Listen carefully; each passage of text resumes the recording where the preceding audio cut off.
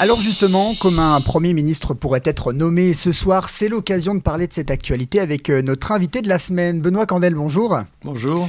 Vous êtes le chef de file du Rassemblement national à Nice, un parti qui a été exclu, on vient de le dire, des discussions par le président de la République concernant le choix du prochain gouvernement. Quelle est votre réaction face à ça ? Alors écoutez, c'est très amusant parce qu'en fait, il parle d'union nationale, de gouvernement d'union, et il exclut d'entrée de jeu à peu près 11 millions d'électeurs. Donc ça, c'est pas vraiment l'union. En tout cas, c'est pas ce que j'appelle l'union, moi.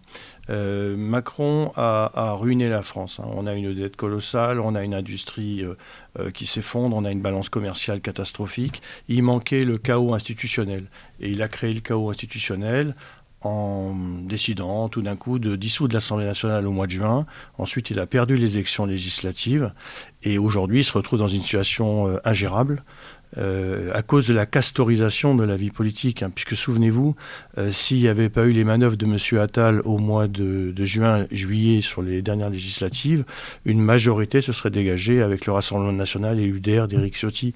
Et en fait, ils ont joué avec les institutions et aujourd'hui, ils se retrouvent dans une situation absolument ingérable. Et vous verrez, ça ne tiendra pas bien longtemps. Ils vont peut-être nous sortir un Premier ministre ou une Première ministre du chapeau, mais pourquoi faire ? Ils sont d'accord sur rien, ça ne tiendra pas. Et pendant ce temps-là, c'est la France, c'est le pouvoir d'achat des Français qui continue à se casser la figure, c'est la situation sur la sécurité du pays qui continue à se dégrader. Voilà, Macron, un petit apprenti sorcier, a joué avec le feu, et aujourd'hui, il est responsable du chaos. Est-ce que vous, en votant justement la motion de censure, vous n'avez pas rajouté du chaos au chaos ? Puisque, on le rappelle, la motion de censure a mis un terme au budget actuel et fait qu'aujourd'hui, pour l'instant, la France n'a pas encore de budget. Non, c'était la seule décision qu'on pouvait prendre. Marine Le Pen l'a bien dit. La France, c'est déjà le pays le plus taxé au monde. Et le projet de M. Barnier, c'était de rajouter 40 milliards d'euros d'impôts sur la tête des Français. Je le rappelle, c'était aussi de dérembourser une partie des médicaments, c'était de taxer l'électricité. Enfin, les Français n'en peuvent plus de cette classe politique qui n'a que comme solution d'augmenter toujours les impôts. On est déjà les champions du monde des impôts, donc basta, ça suffit. Il faut qu'ils trouvent d'autres solutions, il faut trouver des économies, il faut gérer différemment l'État, il faut remettre de la liberté, il faut remettre de l'industrie. On a oublié que c'est l'industrie qui crée la richesse. Voilà, on s'est tourné depuis des décennies sur l'activité de service et aujourd'hui, on n'a plus d'argent, on est ruiné. Et le projet, si on entend ce qu'il raconte, c'est maintenant d'aller faire les poches des Français quant à leur épargne. Donc on ne laissera pas faire ça. Alors vous êtes donc OK avec le vote de la censure, mais il faut quand même dire que vous étiez plutôt, on va dire, considéré par le gouvernement Barnier, le gouvernement de Michel Barnier. On sait qu'il y a eu plusieurs échanges avant justement cette censure du gouvernement. Finalement, est-ce que pour vous c'était une bonne idée ? Est-ce que vous n'avez pas l'impression d'être finalement moins considéré maintenant qu'avant ? Non, la preuve, il y a un sondage qui est sorti hier ou avant-hier qui, en cas d'élection présidentielle, place Marine Le Pen largement en tête dès le premier tour, et largement devant M. Attal qui est à 20 points, Marine est à 38, et contre l'ancien Premier ministre, elle est à 36 et lui est à 22 de mémoire. Donc vous voyez, il y a une avance considérable qui est prise par Marine Le Pen dans toutes les hypothèses. Pourquoi ? Parce que les Français ont bien compris qu'on défendait leurs intérêts. On était là pour défendre leurs intérêts et pas forcément les intérêts de la classe politique comme le font nos adversaires. Pourtant, il y a plusieurs agriculteurs qui ont montré leur colère après la censure. Il y a du fumier et des peintures qui ont recouvert plusieurs permanences, dont le Rassemblement national, mais toutes les forces politiques qui ont voté cette censure. Est-ce que vous comprenez cette colère aussi d'une partie qui ne comprennent pas justement la censure et qui la contestent ? Non, ils sont pas tellement contre la censure, même si ça a différé quelques mesures qui pouvaient leur être favorables. D'abord, il faut rappeler que l'essentiel des mesures qui avaient été promises par le gouvernement Attal à l'époque n'a pas été mis en place. C'est ça déjà le premier problème. Le deuxième problème, c'est le Mercosur. Le Mercosur, ils font semblant de dire qu'ils sont contre le Mercosur, en oubliant de raconter qu'en fait l'Union européenne a toutes les clés du camion pour faire passer le Mercosur. Aujourd'hui, si on n'a pas d'alliance avec l'Italie, avec la Pologne en particulier pour s'opposer à ça, le Mercosur sera appliqué. Ça veut dire qu'on va continuer à demander à nos agriculteurs de respecter des normes extrêmement strictes pour ensuite aller importer des produits qui ne respectent pas ces normes d'Amérique du Sud.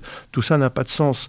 Et donc les agriculteurs savent très bien que nous, on est de leur côté. Et ils savent très bien à qui ils doivent leur malheur. Mais alors comment vous expliquez que c'est principalement des permanences de députés RN NFP qui ont été vandalisées là ces derniers temps? D'abord, il peut y avoir de l'instrumentalisation, ça existe, puisque vous savez qu'il y a des syndicats agricoles qui sont proches du pouvoir. Voilà, je ne vais pas donner de nom, mais vous le savez très bien que ça existe. Donc toutes ces instrumentalisations peuvent exister, mais le vote, c'est ça qui fait vraiment, qui nous donne des indications sur le soutien ou pas des agriculteurs. Par exemple, dans les Alpes-Maritimes, on arrive en tête aux dernières élections européennes dans 160 communes sur 163. Et on fait des scores absolument considérables dans le moyen et le haut pays. D'après vous, pourquoi ? Voilà, parce qu'en fait, on a le soutien de la France rurale et de la France agricole. C'est une évidence. Il suffit de voir les chiffres des élections. Vous parlez justement d'un budget où il y a une focalisation sur les hausses d'impôts ou sur les hausses des charges. Vous parlez des agriculteurs. Quelles solutions vous apportez pour justement proposer un budget et pour sortir un petit peu de cette crise à la fois politique et budgétaire? Écoutez, il y a déjà, c'est la réduction du train de vie de l'État. Il y a beaucoup d'économies à faire dans tout un tas de domaines. Il y a beaucoup d'agences qui servent à rien, qui coûtent une fortune.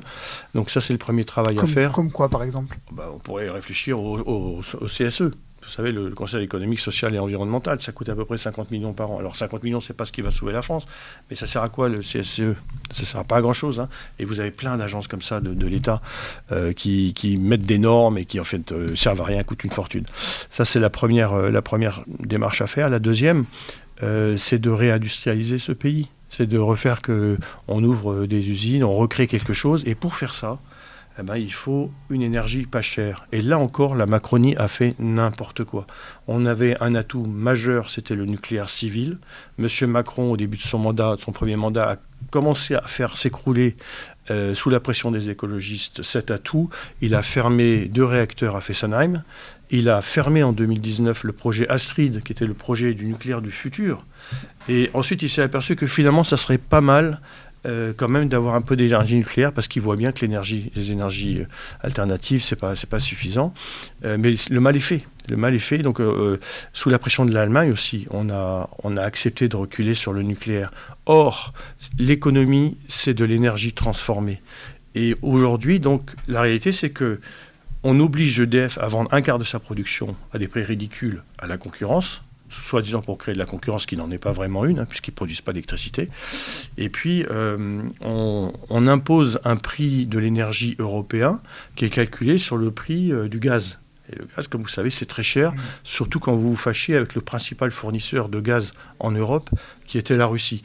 Et j'ajoute à ça que tout ça, ça fait des dégâts environnementaux considérables. Parce qu'avant, on avait du gaz naturel qui venait par des tuyaux.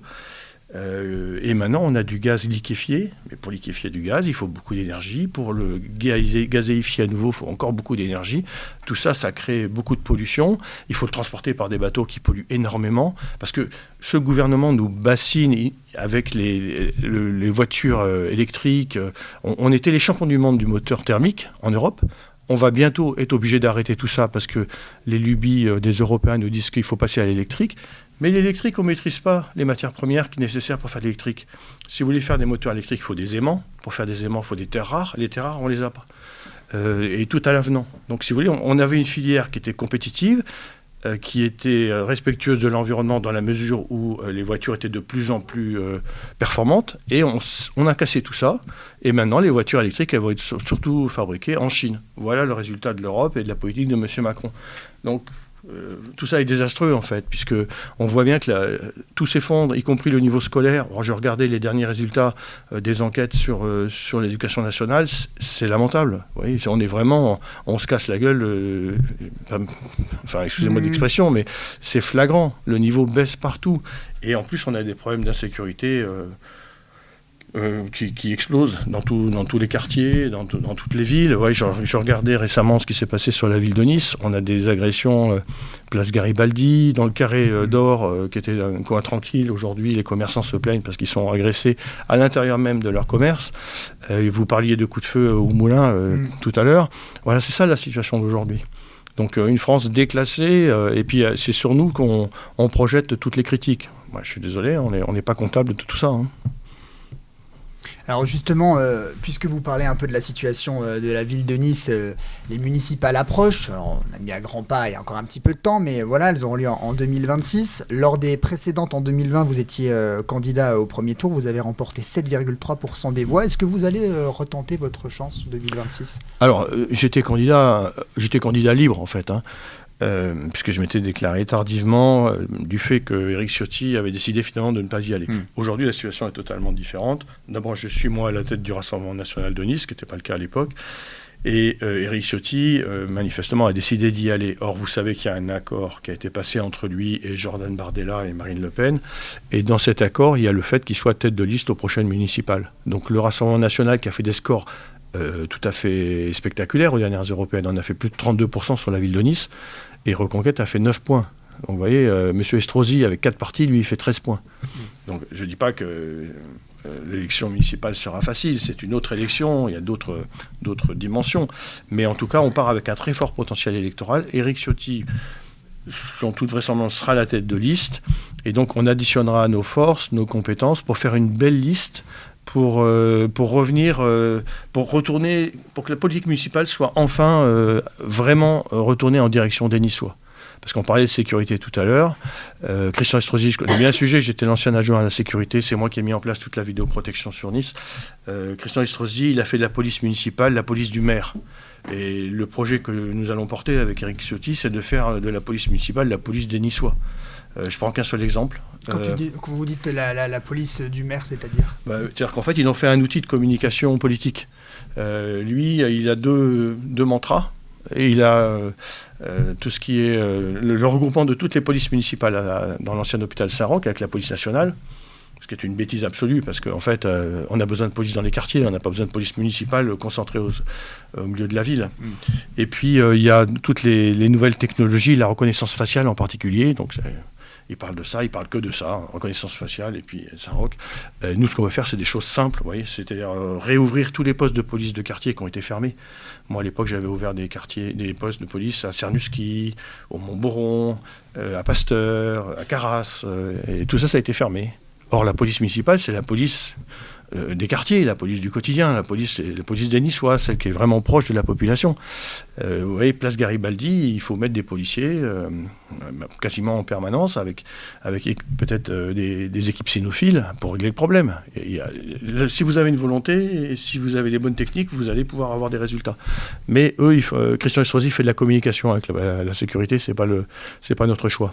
Pourtant, fin novembre, un sondage a été publié par La Tribune qui indique que 61% des Niçois étaient satisfaits par Estrosi. Donc il continue quand même, sa politique continue d'être suffisamment populaire et comprise par les Niçois. Écoutez, en tout cas pas aux élections européennes, parce qu'encore une fois, il a fait 13%. C'est un score extrêmement faible. C'est pas la même chose, je suis d'accord, mais quand même, c'est un indicateur. Là, vous me parlez d'un sondage. Le vrai sondage, c'est l'élection.